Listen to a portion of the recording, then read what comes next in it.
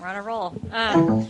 Hi, I'm Marguerite Patil, Special Assistant to the General Manager at Contra Costa Water District. Thank you very much for having us here to share some stories and answer your questions. So I'm looking forward to a good interactive discussion.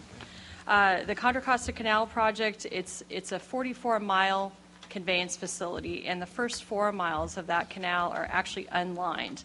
Now, if you were out there looking at it, you would think it pretty much looks like an agricultural drainage ditch. It was built back in the 1930s. It was one of the earliest parts of the Central Valley Project, but the design of it was, contemporary to the time, but it was really meant for agriculture, not for meeting the needs of an urban agency that serves 500,000 people. So as our service area has evolved, it's time to upgrade the canal.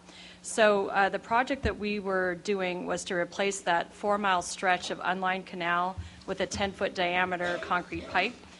We finished the first segment, which is shown on a handout there that I've provided on the western side back in 2009, and we were all set to do what we call segment 5, which was the reach farthest to the east in 2013. And just as the grant agreement with DWR had been finalized, it became clear that we had some conflicts with DWR's Dutch Slough restoration project.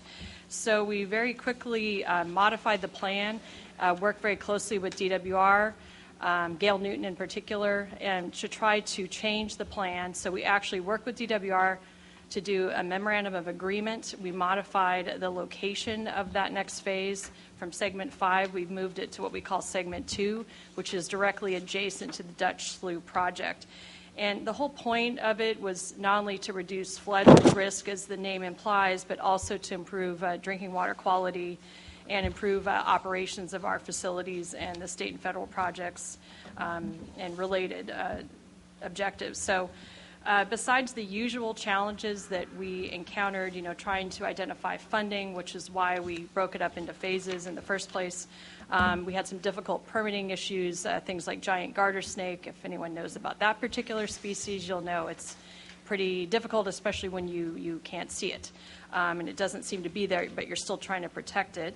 The usual issues with things like Western Area Power Administration and working with their facilities, landowners, all of that. But really it was the agreement with DWR that was probably the most challenging to resolve. But in the end, it produced benefits not only for our district in that we could move forward and get some of the project done, hold on to $10 million of state funding that it was very difficult to acquire, but actually provide some benefits to the project construction. And by that I mean we're able to land apply some of our dewatering water that comes out of the construction site directly onto Dutch Slough, which reduces the amount of water we discharge into the delta. So, and DWR no longer had to be tied to specific mitigation measures to make us whole for the impacts their project would have on us. So it truly was a win-win, and it was great that it got done last August so everything could proceed.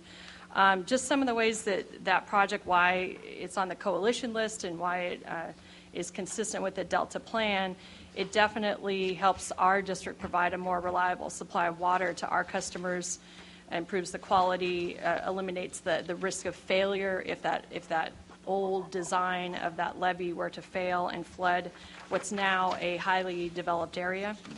And we no longer are holding up a project in the Dutch Slough restoration, which is in the Delta plan, as it was identified early on as what I think you called an early action that should move forward. So it helped us support a project that had a lot of buy-in and support from other parties.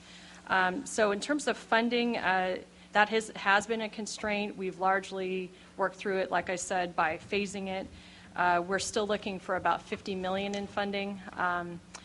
We think we've pretty well tapped out the state on what they're willing to provide, so we're paddling on the other side of the boat on the federal side and working with the Army Corps of Engineers to see if we can get Water Resources Development Act funding. And it looks like we have some authorization, but as you know, that's just the first step to actually getting appropriations.